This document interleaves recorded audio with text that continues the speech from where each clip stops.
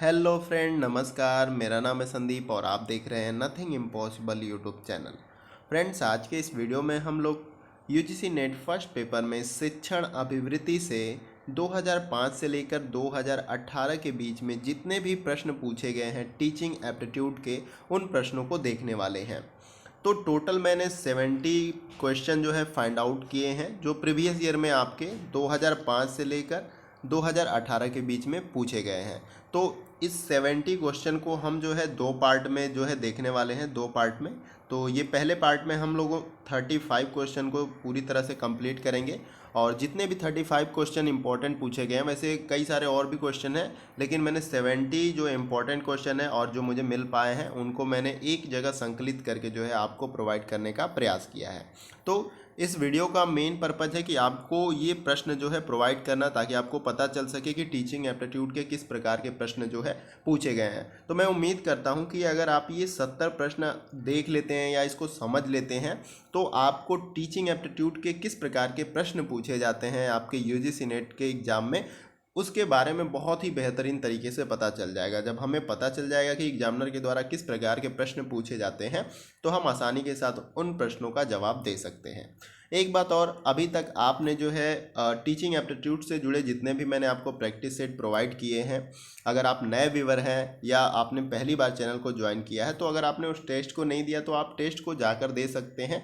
Playlist में आप चले जाएंगे, इस चैनल के प्लेलिस्ट में, जो कि यूजीसी नेट फर्स्ट पेपर के नाम से जो प्लेलिस्ट है, एक्सपेक्टेड क्वेश्चन के नाम से वो प्लेलिस्ट है, तो वहाँ पे सारे टेस्ट आपको मिल जाएंगे। आप टेस्ट को एक बार दीजिए, चाहे दो बार दीजिए या कई बार दीजिए, वहाँ पे कोई चार्ज लगने वाले नहीं है। तो आप मैक्सिमम टेस्ट दे सकते हैं वहाँ पे। मैंने 14 टेस्ट जो है आपको प्रोवाइड किए हैं। इन 14 टेस्टों में मैंने आपको 250 से ऊपर क्वेश्चन करा रखे हैं, तो आपके पूरे कवर हो जाएंगे टीचिंग एप्टीट्यूड के जितने भी प्रश्न पूछे जाएंगे आप सभी से एग्जाम में। तो ये तो मैंने बता दिया कि इस क्वेश्चन का क्या पर्पज़ है, इससे आपको क्या फ़ायदा होगा, तो इस सब के बारे में मैंने डिटेल में बता दिया। और अब चलिए एक एक करके सभी प्रश्नों को देख लेते हैं। मैं प्रश्नों को डिस्क्राइब भी कर दूंगा, और बेसिकली हम इसमें ऑप्शन को इसलिए मेंशन कर रखे हैं ताकि आपको ये भी पता चले कि किस प्रकार के ऑप्शन भी जो है एग्जाम में आपको दिए जाते हैं। मैं क्वेश्चन को रीड करूंगा, फिर उसके बाद जो है आपको आंसर बता दूंगा, क्योंकि वीडियो का मेन मतलब ये है कि मैं आपको ये जो 70 इंपॉर्टेंट प्रश्न है जो शिक्षण अभिवृत्ति से आपके प्रीवियस ईयर के एग्जामों में पूछे गए हैं, उनको प्रोवाइड करना है। तो मेन वीडियो का यही मकसद है। आइए वीडियो को स्टार्ट करते हैं, और क्वेश्चन नंबर 1 से जो है देखते हैं सभी प्रश्नों को। तो यहाँ देख सकते हैं कि क्वेश्चन नंबर 1 में दिया गया है कि शिक्षा मनुष्य में पहले से विराजमान पूर्णता का अविभाज्य है, और ये स्टेटमेंट पूछा जा रहा है कि इन चारों ऑप्शन में से किसके द्वारा दिया गया है। तो मैंने ऑलरेडी आंसर को जो है अलग कलर से उसको हाईलाइट कर रखा है, ताकि मैं जल्दी जल्दी आपको ये सारे क्वेश्चन बता दूं, ताकि वीडियो लंबा ना हो।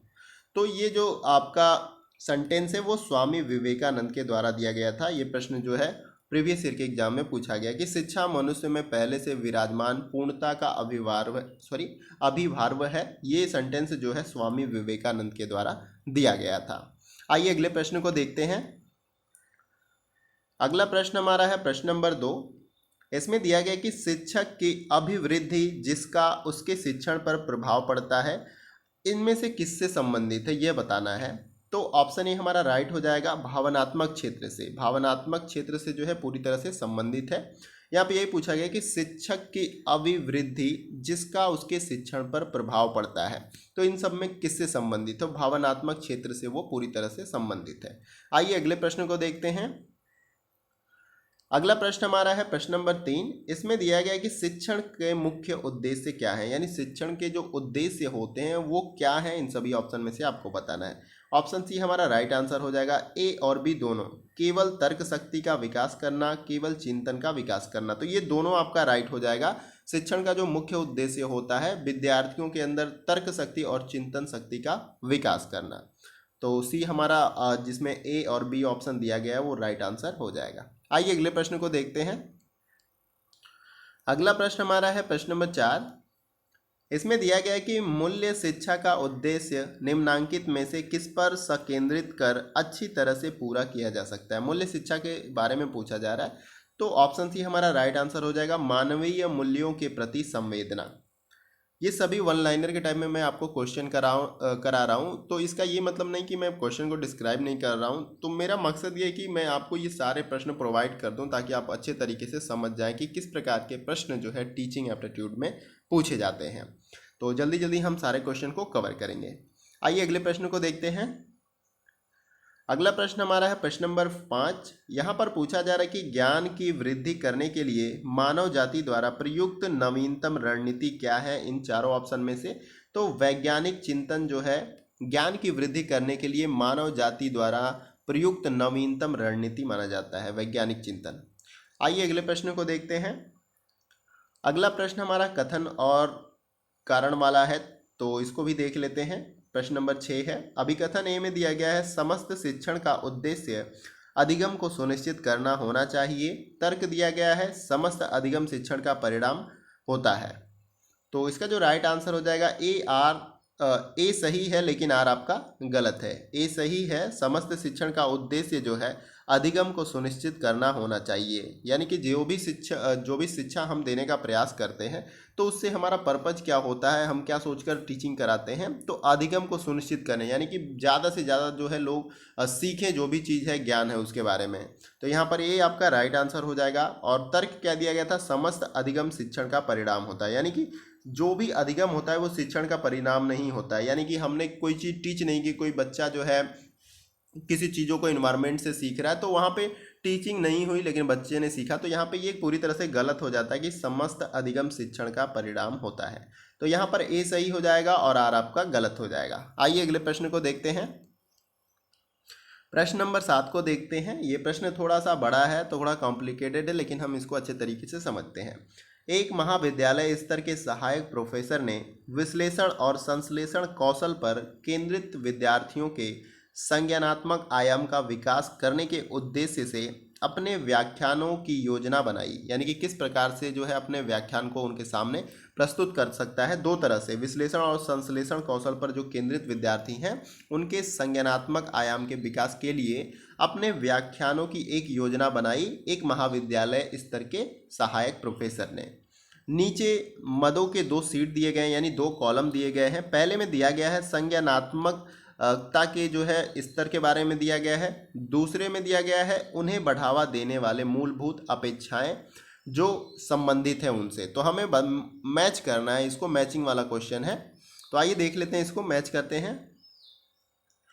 तो यहाँ पे देख सकते हैं आप कि पहले कॉलम में आपका क्या दिया गया है, संज्ञानात्मक अंतर विनिमय स्तर दिया गया है, और दूसरे कॉलम में संज्ञानात्मक अंतर विनिमय को बढ़ावा देने वाले मूलभूत आवश्यकताएं। ऐसी कौन सी आवश्यकताएं हैं कि जो इनको बढ़ाती हैं। तो इसमें जो आपका राइट आंसर है वो पहले का मैच करेगा दूसरे के साथ, यानी स्मृति स्तर का जो है आपका प्रस्तुतिकरण के दौरान दिए गए महत्वपूर्ण बिंदुओं को दर्ज कराना। फिर उसके बाद जो है बी का जो है आपका चौथे के साथ मैच करेगा, जो कि नीचे है आपका। यहाँ पर बी जो है चौथे के साथ मैच करेगा। अबोध स्तर जो है आपका विवेच्य बिंदुओं का आलोचनात्मक विश्लेषण करना और उन पर चर्चा करना जो है, ये एक आवश्यकताएं हैं अबोध स्तर में।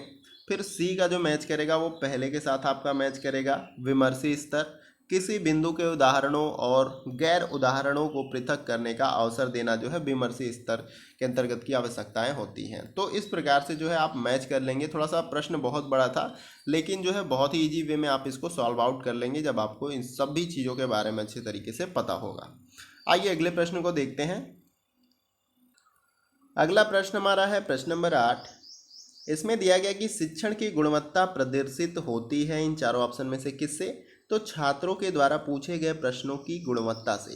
शिक्षक की गुणवत्ता किस प्रकार से प्रदर्शित होगी, तो छात्रों के द्वारा पूछे गए प्रश्नों की गुणवत्ता से। यानी कि जो भी शिक्षक पढ़ा रहा है जिन तथ्यों के बारे में, अगर विद्यार्थी उनसे जुड़े प्रश्न पूछता है तो शिक्षक जब उसका जवाब देता है तो उससे उसकी गुणवत्ता प्रदर्शित पूरी तरह से होती है। आइए अगले प्रश्न को देखते हैं। अगला प्रश्न हमारा है प्रश्न नंबर 9। यहाँ पर पूछा जा रहा है कि शिक्षण नियोजन का संबंध नहीं है। तो चारों ऑप्शन में से हमें यह बताना है कि शिक्षण नियोजन का संबंध किसमें नहीं है। तो ऑप्शन डी हमारा राइट आंसर है, कक्षा में छात्रों को उचित स्थान पर बैठाने से जो है शिक्षण नियोजन का संबंध नहीं होता है। आइए अगले प्रश्न को देखते हैं। अगला प्रश्न हमारा है प्रश्न नंबर 10। इसमें दिया गया है कि निम्नलिखित में से कौन प्रभावी शिक्षण में प्रमुख व्यवहार है। प्रभावी शिक्षण में हमसे प्रमुख व्यवहार के बारे में पूछा जा रहा है, तो अनुदेशात्मक विविधता जो है प्रभावी शिक्षण में प्रमुख व्यवहार होता है। आइए अगले प्रश्न को देखते हैं। अगले प्रश्न में दिया गया है, प्रश्न नंबर 11 है, एक निगमनात्मक तर्क अप्रामाणिक है यदि इसके सभी आधार वाक्य सही हो परंतु इसका निष्कर्ष गलत हो, तो यह क्या है? अप्रामाणिक होता है। यहाँ पर प्रश्न में ये पूछा गया है कि एक निगमनात्मक तर्क अप्रामाणिक होता है, क्यों? इसके सभी आधार वाक्य अगर सही होते हैं परंतु इसका निष्कर्ष गलत होता है तो वो क्या होगा? अप्रामाणिक माना जाएगा। आइए अगले प्रश्न को देखते हैं। अगला प्रश्न दिया गया है हमारा, प्रश्न नंबर 12 है, शिक्षा निम्नलिखित में से किसका एक शक्तिशाली साधन होता है? तो ऑप्शन सी हमारा राइट है। सांस्कृतिक रूपांतरण का जो है एक शक्तिशाली साधन होता है शिक्षा। यानी कि हम जब एजुकेशन लेते हैं तो हमारे अंदर बहुत तरह के बदलाव आते हैं रहन सहन में, तो एक तरह से सांस्कृतिक परिवर्तन की बात हो रही है यहाँ पे। सांस्कृतिक रूपांतरण का जो है ये शक्तिशाली साधन माना जाता है एजुकेशन या शिक्षा। अगला प्रश्न हमारा है प्रश्न नंबर 13। इसमें दिया गया कि स्वामी विवेकानंद के अनुसार शिक्षक की सफलता निर्भर करती है। तो शिक्षक की जो सफलता है वह उसका व्यावसायिक परीक्षण और सृजनात्मकता पे निर्भर करता है। स्वामी विवेकानंद के अनुसार यह बताया गया कि शिक्षक की सफलता उसके व्यावसायिक परीक्षण और सृजनात्मकता, यानी कि वो अब जिस प्रोफेशन में है यानी टीचिंग में है तो उसमें किस तरह से उसने ट्रेनिंग ली है या परीक्षण लिया है, जिस तरह से क्योंकि बहुत सारे सिचुएशन या बहुत सारी समस्याओं को भी फेस करना पड़ता है टीचिंग में। तमाम तरह के विद्यार्थी मिलते हैं, कोई बच्चे अच्छे तरीके से चीज़ों को समझते हैं, कुछ कमज़ोर विद्यार्थी मिलते हैं, तो हमें सबको ट्रीट करके बेहतर जो है ज्ञान देना होता है। तो आपकी अगर व्यावसायिक परीक्षण यानी कि टीचिंग ट्रेनिंग बेहतर तरीके से नहीं होगी तो आपके समस्याएं हो सकती हैं। असृजनात्मकता यानी कि नए तरीके या नए मेथड्स के द्वारा आप में क्रिएटिविटी रहनी चाहिए ताकि आप उन बच्चों को अच्छे तरीके से पढ़ा सकें, तो ये बहुत ही ज़रूरी हो जाता है। तो स्वामी विवेकानंद के अनुसार जो है शिक्षक की सफलता निर्भर करती है इन सभी चीज़ों पर, उसका व्यावसायिक परीक्षण और सृजनात्मकता पर। आइए अगले प्रश्न को देखते हैं। आइए फ्रेंड अब हम अगले प्रश्न को देखते हैं। अगला प्रश्न हमारा है प्रश्न नंबर 14। ये अभिकथन और तर्क वाले प्रश्न हैं, तो अभिकथन को पहले पढ़ लेते हैं। अभिकथन में दिया गया कि सभी शिक्षण में अधिगम निहित होता है। तर्क दिया गया है, अधिगम को उपयोगी होने के लिए उसे आवश्यक रूप में शिक्षण से व्युत्पन्न होना चाहिए। तो यहाँ पे हमें बताना है कि इनमें से कौन सा सही है कौन सा गलत है। तो ऑप्शन सी हमारा राइट आंसर हो जाएगा। ए आपका गलत है और आर जो है आपका सही है। ए में क्या दिया गया है अभिकथन में कि सभी शिक्षण में अधिगम निहित होता है। ऐसा कुछ नहीं कि जितने प्रकार के भी शिक्षण होते हैं उसमें अधिगम पूरी तरह से निहित होता है। कोई ऐसी शिक्षण प्रक्रिया होगी, कोई ऐसा शिक्षण भी होगा जिसमें अधिगम निहित नहीं होता है। लेकिन आर आपका क्या कह रहा है कि अधिगम को उपयोगी होने के लिए उसे आवश्यक रूप से शिक्षण से व्युत्पन्न होना चाहिए, यानी कि हम सीखें वो प्रक्रिया जो है शिक्षण से उत्पन्न होनी चाहिए। तो यहाँ पे जो है आपका आर राइट हो जाएगा। तो ऑप्शन सी आपका राइट आंसर है प्रश्न नंबर 14 का। आइए अगले प्रश्न को देखते हैं। अगला प्रश्न हमारा है प्रश्न नंबर 15। इसमें दिया गया है कि अध्यापक को प्रश्न पूछने में अनिरुद्ध यानी कि धारावाही यानी धारा प्रवाह माना जाता है यदि वह निम्नलिखित प्रश्न पूछ सकता है। यानी किस प्रकार के प्रश्न पूछ सकता है तो उसको धारावाही यानी कि धारा प्रवाह माना जा सकता है। तो अर्थपूर्ण अगर वो प्रश्न पूछता है तो वो अनिरुद्ध या धारावाही माना जाता है, यानी कि धारा प्रवाह प्रश्न पूछने वाला माना जाता है। यानी जिस प्रश्न की सार्थकता हो, अर्थपूर्ण हो, तथ्य से या जिस विषय से वो पढ़ा रहा है उससे संबंधित हो। तो यहाँ पे ऑप्शन ए आपका राइट आंसर हो जाएगा। आइए अगले प्रश्न को देखते हैं। अगला प्रश्न हमारा है प्रश्न नंबर 16। यहाँ पर दिया गया है कि निम्नलिखित में से अच्छा अध्यापक होने के लिए कौन से गुण जो है सबसे महत्वपूर्ण है इन सभी ऑप्शन में से। तो यहाँ पे ऑप्शन डी आपका राइट आंसर हो जाएगा। विषय में निपुणता और सामाजिकता, यानी कि जिस विषय के भी हम शिक्षक हैं अगर उसमें हमें नॉलेज अच्छे तरीके से नहीं है तो सपोज करिए कि हम किस प्रकार से पढ़ाएंगे विद्यार्थियों को। हमारे लिए खुद ही एक समस्या है कि हम विषय को अच्छे तरीके से नहीं समझते, फिर आखिर हम पढ़ाएंगे कैसे उसको। तो विषय की निपुणता बहुत ही आवश्यक है। जिस विषय के भी आप टीचर हैं पर्टिकुलर किसी एक सब्जेक्ट के, तो उसका ज्ञान बहुत अच्छी तरीके से होना आपको बहुत ही आवश्यक है। उसके साथ साथ सामाजिकता, सामाजिकता भी होना बहुत अच्छी तरीके से ज़रूरी है। ये नहीं कि आपको अच्छे तरीके से विषय के बारे में पता है लेकिन आप क्लास में भेदभाव जैसे बर्ताव करते हैं, तो ये जो है नहीं होना चाहिए। तो इसके लिए आपके क्या होना चाहिए, विषय में निपुणता और उसके साथ साथ सामाजिकता, जिससे आप सभी को इक्वल समझ के एजुकेशन दें। आइए अगले प्रश्न को देखते हैं। अगला प्रश्न हमारा है प्रश्न नंबर 17। इसमें दिया गया है कि जो छात्र कक्षा में सवाल पूछते रहते हैं, तो इसमें से आपको सही जवाब देना है किस प्रकार के विद्यार्थी हैं। तो ऑप्शन ए हमारा राइट आंसर है, उन्हें स्वतंत्र रूप से उत्तर प्राप्त करने के लिए प्रोत्साहित किया जाना चाहिए।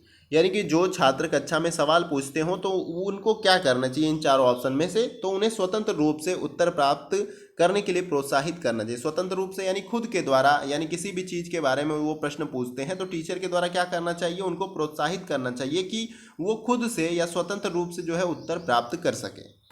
तो ऑप्शन ए आपका राइट आंसर हो जाएगा। अगला प्रश्न देखते हैं इसमें। अगला प्रश्न हम लोग का है प्रश्न नंबर 18। अधिगमनकर्ता को निम्नलिखित में से कौन सी विशेषता शिक्षण की प्रभाव उत्पादकता से अत्यंत रूप से संबंधित है, इससे पूछा जा रहा है। तो यहाँ पर ऑप्शन सी राइट आंसर हो जाएगा, अधिगमनकर्ता का पूर्व अनुभव। प्रश्न में यही पूछा जा रहा है कि अधिगमनकर्ता को इन चारों ऑप्शन में से कौन सी विशेषता शिक्षण की प्रभाव उत्पादकता से अत्यंत रूप से संबंधित है। तो अधिगमनकर्ता का पूर्व अनुभव, किस प्रकार का उसका पूर्व अनुभव है, किस प्रकार से उसने लर्निंग की है पहले के समय में, तो ये बहुत महत्वपूर्ण हो जाता है इस कार्य में। तो ऑप्शन सी राइट आंसर हो जाएगा। आइए अगले प्रश्न को देखते हैं। अगला प्रश्न हमारा है प्रश्न नंबर 19। इसमें दिया गया है कि निम्नलिखित में से किसे अभिप्रेरित शिक्षण का संकेत माना जाता है इन चारों ऑप्शन में से। तो ऑप्शन ए आपका राइट आंसर है, विद्यार्थी अध्यापक से प्रश्न पूछते हैं। तो यहाँ पर आपका प्रश्न पहले समझ लीजिए, फिर उसका आंसर भी आपको अच्छे तरीके से समझ में आ जाएगा। तो यहाँ पूछा जा रहा है कि इन चारों ऑप्शन में से किसे अभिप्रेरित शिक्षण का संकेत माना जाता है। अभिप्रेरित का मतलब कि विद्यार्थी जो है प्रेरित होता है प्रश्न पूछने के लिए।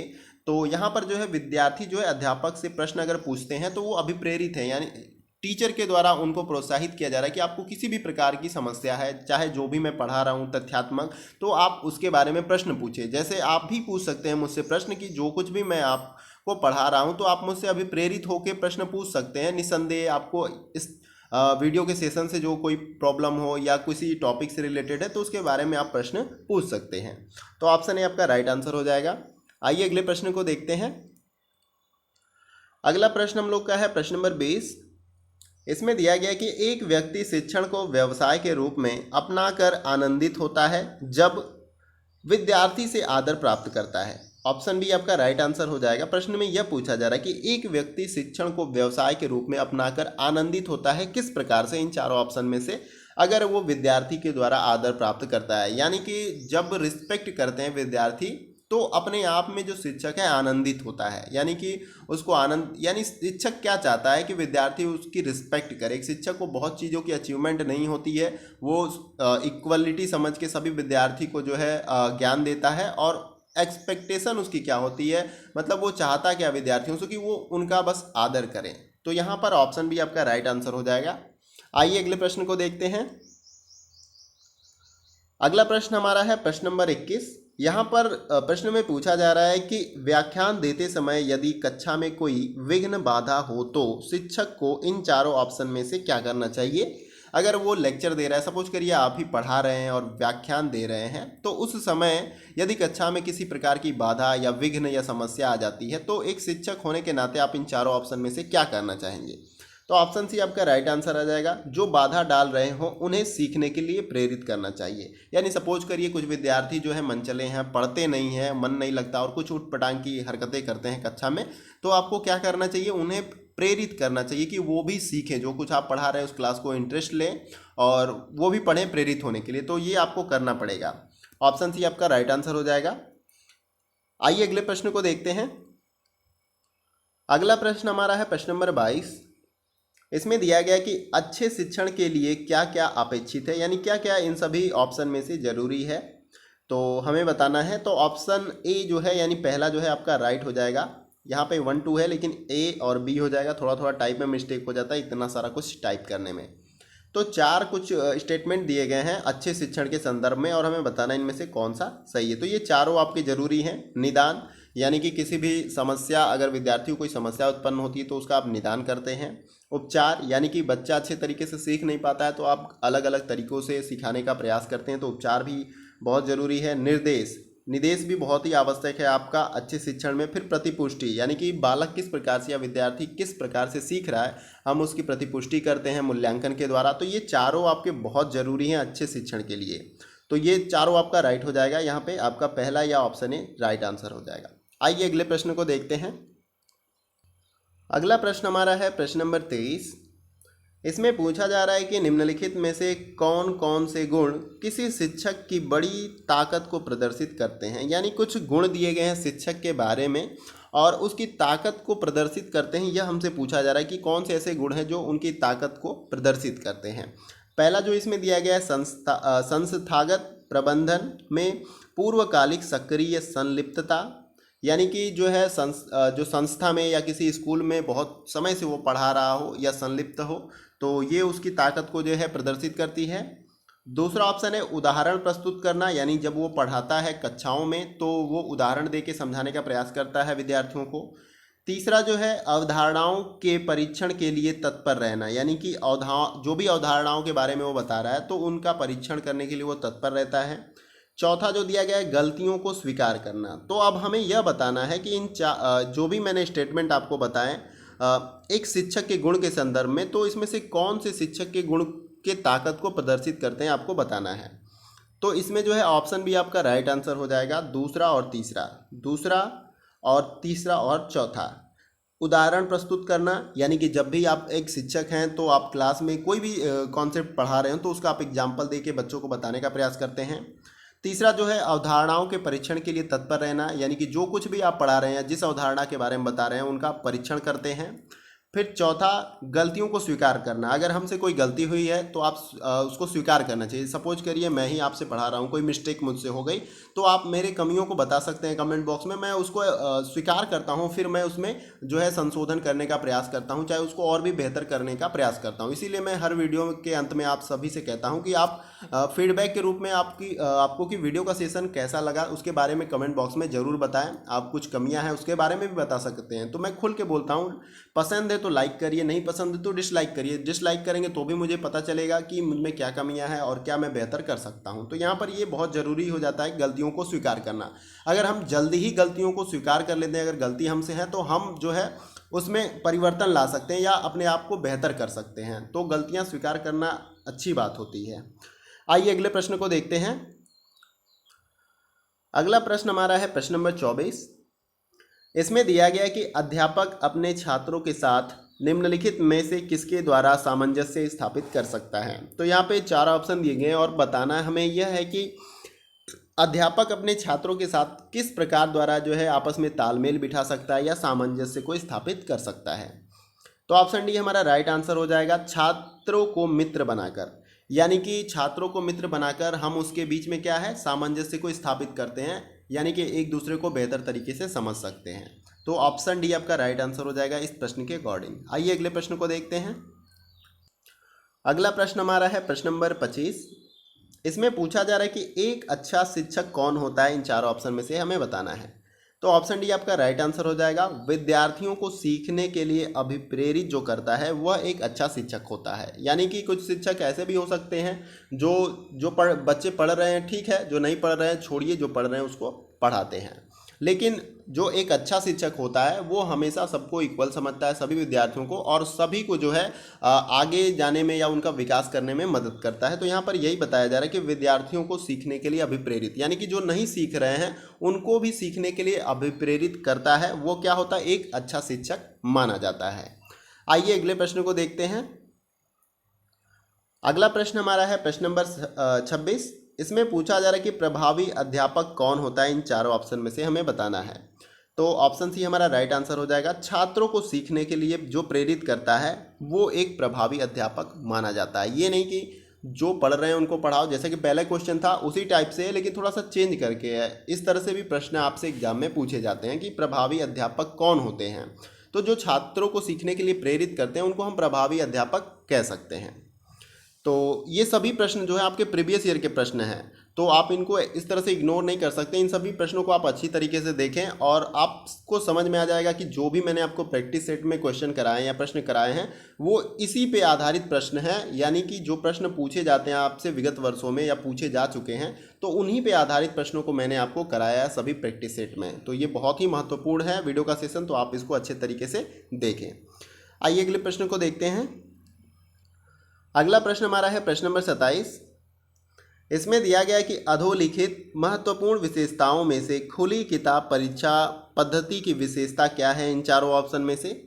तो ऑप्शन डी हमारा राइट आंसर है, यह छात्रों को चिंतन के लिए बाध्य करती है। तो यहाँ पे पूछा जा रहा है कि जितने भी यहाँ पे ऑप्शन दिए गए हैं अधोलिखित जो महत्वपूर्ण विशेषताओं के बारे में खुली किताब से संबंधित, तो इसमें हमें बताना है कि इस विशेषता क्या है। इन खुली किताब परीक्षा पद्धति की विशेषता के बारे में पूछ रहा है इन चारों ऑप्शन में से। तो यह छात्रों को चिंतन के लिए बाध्य करती है, यह इसकी विशेषता है। ऑप्शन डी आपका राइट आंसर हो जाएगा। अगले प्रश्न को देखते हैं। आइए अगला प्रश्न हमारा है प्रश्न नंबर 28। इसमें दिया गया है कि प्राथमिक विद्यालय के स्तर पर अधिकतर शिक्षक महिलाएं होनी चाहिए क्योंकि बच्चों से प्यार और स्नेह से व्यवहार कर सकती हैं। यानी कि जितने भी प्राथमिक स्तर के विद्यालय हैं उसमें अधिकतर जो शिक्षक हैं वो महिलाएं होनी चाहिए। ऐसा क्या कारण है कि माना जाता है कि जो प्राथमिक विद्यालय हैं या प्राथमिक स्तर के जो विद्यालय हैं उसमें अधिकतर शिक्षक जो है महिलाएं होनी चाहिए क्योंकि बच्चों से प्यार और स्नेह से व्यवहार कर सकती हैं और उनको अच्छे तरीके से जो है लर्न करा सकती हैं जो भी हमारा विषय होता है। तो यहाँ पे ऑप्शन डी आपका राइट आंसर हो जाएगा, ऑप्शन नंबर डी। अगले प्रश्न को देखते हैं। इसमें अगला प्रश्न हमारा है प्रश्न नंबर 29। इसमें दिया गया है कि अधोलिखित वक्तव्यों में से कौन सबसे अधिक तर्क संगत है। तो यहाँ पे कुछ वक्तव्य दिए गए हैं या कुछ कथन दिए स्टेटमेंट दिए गए हैं और सबसे ज़्यादा जो तर्क संगत है या जो सही लगता है उसके बारे में हमें बताना है। तो यहाँ पे मैं चारों पढ़ के बता देता हूँ आपको। पहला दिया गया शिक्षक अध्यापन कर सकते हैं, और बी ऑप्शन है शिक्षक शिक्षार्थियों में ज्ञान प्राप्त करने की आकांक्षा उत्पन्न कर सकते हैं। सी है चिंतन प्रक्रिया के विकास के लिए व्याख्यान प्रणाली का उपयोग किया जा सकता है, और डी ऑप्शन है शिक्षक पैदा होते हैं। तो यहाँ पे सबसे ज़्यादा तर्क संगत जो आपका वक्तव्य है वो ऑप्शन बी है, जिसको मैंने ऑलरेडी जो है हाईलाइट कर रखा है। शिक्षक जो है शिक्षार्थियों में ज्ञान प्राप्त करने की आकांक्षा उत्पन्न करते हैं, यानी कि वो ज्ञान प्राप्त करें उसके लिए वो प्रेरित करते हैं, वो आकांक्षा उनमें उत्पन्न करते हैं, वो इच्छा शक्ति को वो जगाते हैं। तो ये एक तर्क संगत जो है आपका वक्तव्य माना जाएगा। आइए अगले प्रश्न को देखते हैं। अगला प्रश्न हमारा है प्रश्न नंबर 30। यहाँ पर पूछा जा रहा है कि एक अध्यापक सफल हो सकता है अगर इन सभी ऑप्शनों में से किसको फॉलो करता हो, या क्या है इन सभी ऑप्शन में से जिसके द्वारा जो है एक अध्यापक सफल हो सकता है। तो ऑप्शन डी आपका राइट आंसर हो जाएगा, विषय वस्तु को सुव्यवस्थित ढंग से पेश करता हो। अगर किसी भी विषय वस्तु को, जिस विषय को भी वो पढ़ा रहा हो, उनको सुव्यवस्थित ढंग से पेश करता है तो वो एक सफल अध्यापक हो सकता है। अगर हम जो भी विषय पढ़ा रहे हैं, अगर कुछ भी पढ़ा के हम चले गए, अगर सामने वाले को कुछ समझ में नहीं आया तो फिर उस स्थिति में आप एक सफल अध्यापक नहीं हो सकते हैं। आपके पढ़ाने का मतलब तभी जाया होगा या सफल होगा, पढ़ाने का जो आप पढ़ा रहे हैं, इतने मेहनत कर रहे हैं, वो तभी पूरी तरह से सफल हो सकता है जब विद्यार्थी उसको अधिग्रहित कर ले या अधिगम कर ले, सीख ले। तो यहाँ पर है कि विषय वस्तु को सुव्यवस्थित ढंग से अगर वो पेश करता है तो वो एक सफल अध्यापक हो सकता है। आइए अगले प्रश्न को देखते हैं। अगला प्रश्न हमारा है प्रश्न नंबर 31।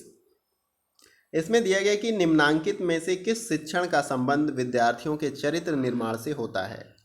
तो ऑप्शन डी हमारा राइट आंसर हो जाएगा, इनमें से कोई नहीं। इसमें जो है इस प्रकार के भी प्रश्न बहुत सारे पूछे जाते हैं जिसमें जो है आंसर मेंशन नहीं रहता है और लास्ट में लिख देता है इनमें से कोई जो है आपका आंसर सही नहीं है इस प्रश्न के अकॉर्डिंग। तो यहाँ पे जो है इस प्रकार का ये प्रश्न पूछा गया था आपसे, तो इसका राइट आंसर जो है ऑप्शन नंबर डी है। जो भी प्रश्न पूछ रहा है इसमें कोई भी आंसर मेंशन नहीं है इससे संबंधित, इसलिए इनमें से कोई नहीं जो है ऑप्शन आपका राइट आंसर हो जाएगा। आइए अगले प्रश्न को देखते हैं। अगला प्रश्न हमारा है प्रश्न नंबर 32। इसमें दिया गया है कि अध्ययन का उच्चतम स्तर कौन सा होता है। तो अध्ययन के उच्चतम स्तर के बारे में पूछ रहा है। तो ऑप्शन बी हमारा राइट आंसर हो जाएगा। समस्या समाधान अध्ययन जो है अध्ययन का उच्चतम स्तर माना जाता है, यानी कि आप अगर समस्या समाधान करने लगें तो आप अध्ययन के उच्चतम स्तर पे पहुंच गए हैं। यानी कि ज्ञान आप तभी तक लेते हैं जब तक कि आप समस्या समाधान नहीं कर सकते, यानी हम उन तथ्यों को सीखते हैं, जानते हैं, फिर उनसे जुड़ी जो समस्या होती है उनको समाधान या उनका जो है हल निकालने का प्रयास करते हैं। तो अध्ययन का उच्चतम स्तर जो है समस्या समाधान अध्ययन को माना जाता है। आइए अगले प्रश्न को देखते हैं। अगला प्रश्न हमारा है प्रश्न नंबर 33। इसमें दिया गया कि अध्यापक के लिए निम्नलिखित विशेषताओं या गुण में से कौन सी सर्वाधिक अनिवार्य है। तो ऑप्शन डी हमारा राइट आंसर है, वह अपने विषय में निपुण होना चाहिए। इसी प्रकार का प्रश्न हमने अभी ऊपर देखा, तो आप देख सकते हैं कि प्रश्न जो है रिपीट होते हैं। मैंने लगभग कोशिश की कि जितने प्रश्न आपके 2005 से लेके 2018 के बीच में पूछे गए हैं शिक्षण अभिवृत्ति से, उन सभी प्रश्नों को एक जगह संकलित करके आपको प्रोवाइड किया जाए, ताकि आपको यह स्पष्ट हो सके कि किस प्रकार का प्रश्न जो है आपसे एग्जाम में पूछा जाता है। तो इस प्रश्न को मैं बहुत एक्सप्लेन नहीं कर रहा हूँ, ना डिटेल में हम बात कर रहे हैं, हम प्रश्नों को बस देख रहे हैं और उसे समझने का प्रयास कर रहे हैं। तो आइए देखते हैं और बाकी के प्रश्न। तो मैंने इस प्रश्न का आपको राइट आंसर बताया, ऑप्शन नंबर डी, वह अपने विषय में निपुण होना चाहिए। प्रश्न में यही पूछा गया कि अध्यापक के लिए निम्नलिखित विशेषताओं या गुण में से कौन सी सर्वाधिक अनिवार्य है। तो वह अपने विषय में निपुण हो, तभी वो बेहतर तरीके से जो है अपने विषय को पढ़ा सकता है। आइए अगले प्रश्न को देखते हैं। अगला प्रश्न हमारा है प्रश्न नंबर 34। इसमें दिया गया कि अध्यापक की सफलता का सबसे बड़ा कारण क्या होता है इन चारों ऑप्शन में से। तो भाषिक दक्षता, यानी कि उस पे भाषा, यानी जिस भाषा में वो पढ़ा रहा है उसकी दक्षता जो है बहुत ही ज़रूरी है, अध्यापक की सफलता का सबसे बड़ा ये कारण माना जाता है। यानी हिंदी भाषी विद्यार्थी हैं और आप अंग्रेजी भाषा में वहाँ पे पढ़ा रहे हैं, तो आपकी जो है टीचिंग पूरी तरह से सफल नहीं हो सकती। अगर वो हिंदी माध्यम के विद्यार्थी हैं तो अगर आप हिंदी भाषा में उनको बताएंगे कोई भी तथ्य या विषय, तो वो ज़्यादा बेहतर तरीके से समझ सकते हैं। तो भाषा की दक्षता बहुत ज़रूरी है। आप कहाँ पर टीचिंग कर रहे हो या किस लैंग्वेज में कर रहे हो और विद्यार्थी पढ़ने वाले किस लैंग्वेज से हैं, तो आपको ये बहुत ज़रूरी है भाषा की दक्षता। तो इस प्रश्न का जो है ऑप्शन सी हमारा राइट आंसर हो जाएगा। आइए अगले प्रश्न को देखते हैं। अगला प्रश्न हमारा है प्रश्न नंबर 35 और ये वीडियो का लास्ट प्रश्न होगा। जैसा कि मैंने आपको बताया था कि टोटल हम 17 जो विगत वर्षों में पूछे गए प्रश्न हैं आपके टीचिंग एप्टीट्यूड या शिक्षण अभिवृत्ति से, उनको कंप्लीट कराएंगे और 2 पार्ट में। पहले पार्ट में आपको 35 प्रश्न मिलेंगे और दूसरे पार्ट में जो है आपको 35 प्रश्न मिलेंगे। तो आज का ये लास्ट प्रश्न है और सेकंड पार्ट में कोशिश करूंगा आज ही आपको प्रोवाइड कर दूंगा। तो इस प्रकार से आप 70 प्रश्न को जो विगत वर्षों में पूछे गए हैं टीचिंग एप्टीट्यूड से, उनको आसानी के साथ देख सकते हैं। इस प्रश्न को देख लेते हैं। यहाँ प्रश्न नंबर 35 में पूछा गया है कि कितने वर्ष की आयु के बालक को किशोर अवस्था की श्रेणी में रखा जाता है। तो 12 से 18 वर्ष की आयु वर्ग में जो बालक होते हैं उनको किशोर अवस्था में रखा जाता है। तो ये हमारा लास्ट प्रश्न था, जैसा कि मैंने आपको बताया। उम्मीद करता हूँ कि जितने भी मैंने प्रश्न आपको बताए, ये विगत वर्षों के 35 प्रश्न, वो आपके लिए बहुत ही महत्वपूर्ण होंगे। कुछ ऐसे भी प्रश्न होंगे जो आपसे डायरेक्टली जो है आपके एग्जाम में पूछ लिए जाएंगे, क्योंकि इतने एग्ज़ाम हो चुके हैं यूजीसी नेट फर्स्ट पेपर में कि लगभग हर सेक्टर से जो है, हर टॉपिक से जो है प्रश्न बन चुके हैं। तो अब प्रश्नों को क्या किया जाता है, मॉडिफाई कर दिया जाता है, थोड़ा मोड़ा वर्ड में चेंज या हेरफेर कर दिया जाता है, बाकी प्रश्न आपका वही रहता है। तो इस स्थिति में जो विगत वर्षों में पूछे गए प्रश्न हैं वो बहुत ही महत्वपूर्ण हो जाते हैं आप सभी के लिए। तो मेरी कोशिश है कि हर यूनिट का जो है आपको अलग अलग एक जगह सभी प्रश्नों को संकलित करके जो प्रीवियस ईयर में पूछे गए हैं, जैसे मैंने आपको टीचिंग एप्टीट्यूड में सारे प्रश्नों को जो भी विगत वर्ष में पूछे गए हैं एक जगह संकलित करके आपको प्रोवाइड करने का प्रयास कर रहा हूँ। उसी प्रकार से शोध अभिवृद्धि में मैं आपको करूँगा, जितने भी प्रश्न पूछे गए हैं विगत वर्षों में सबको एक जगह, अलग अलग पेपर में जो पूछे गए हैं उनको एक जगह मैं कलेक्ट करूँगा और आपको प्रोवाइड कर दूंगा। इसी प्रकार से आगे जितने भी यूनिट है सबके जो है प्रश्न एक जगह प्रोवाइड मैं कर दूंगा, इससे बहुत ज़्यादा आपको हेल्प मिलेगी। तो ये पार्ट 1 था हमारा और सेकंड पार्ट में जो है आपको जल्द ही प्रोवाइड कर दूंगा, उसमें भी 35 प्रश्न आपको बाकी के मिल जाएंगे। उम्मीद करता हूं कि वीडियो का सेशन आप सभी को बहुत ही अच्छा लगा और वीडियो से जुड़े जो भी आपके अनुभव हैं उनको कमेंट में जो है फीडबैक के रूप में आप दे सकते हैं। वीडियो कैसा लगा, अच्छा लगा, आपको प्रश्न जो हैं सभी सही लगे, अगर कोई कमी भी है तो उसके बारे में भी कमेंट बॉक्स में आप बता सकते हैं। कोई सजेशन है आपको, सजेशन है आपके पास कि सर वीडियो को और भी बेहतर किया जा सकता है, तो उसके बारे में भी आप बता सकते हैं। इसके लिए आप सभी वेलकम है, क्योंकि आप इस चैनल के एक सदस्य की तरह हैं, तो आप जो है एक दूसरे की मदद कर सकते हैं।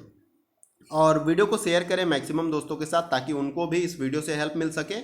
तो शेयर ज़रूर करें, क्योंकि आपका अगर इससे फ़ायदा हो रहा है तो आपका दायित्व बनता है कि दूसरों को भी फ़ायदा हो, तो इसके लिए आपको शेयर करना पड़ेगा। लाइक करिए इस वीडियो को, ताकि मुझे भी अप्रिसिएशन मिले, लगे कि आप हमारी वीडियो को देखते हैं और आपके लिए हम कंटिन्यूअस वर्क कर सके। तो अगर आपको कोई स्पेशल टॉपिक पे या आपके लिए कोई टॉपिक बहुत ज़्यादा महत्वपूर्ण है तो उसके बारे में भी आप मेंशन कर सकते हैं कमेंट बॉक्स में, तो उस पर भी मैं आपको वीडियो बना के प्रोवाइड कर दूंगा। तो आज के वीडियो में फ्रेंड बस इतना ही, फिर मिलते हैं नेक्स्ट वीडियो में कुछ और इंपॉर्टेंट टॉपिक और इंपॉर्टेंट क्वेश्चन के साथ। तब तक के लिए जय हिंद, जय भारत।